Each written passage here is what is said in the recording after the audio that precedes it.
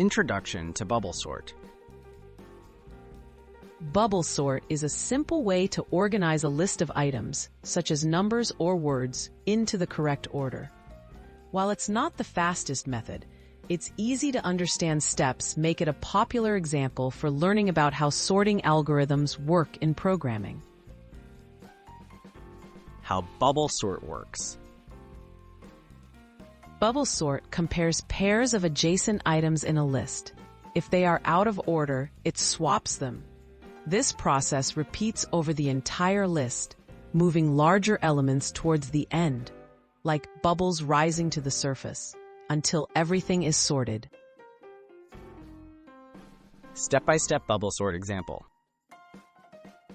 Imagine sorting the numbers 5, 3, and 1. First, 5 is compared with 3. They're out of order, so they swap. Next, 5 is compared with 1 and swapped again. The list is now 3, 1, 5. The process repeats until the numbers are in the correct order, 1, 3, 5. Where bubble sort is used. Because bubble sort is simple but not very efficient with large lists, it's often used in teaching programming basics or sorting very small datasets.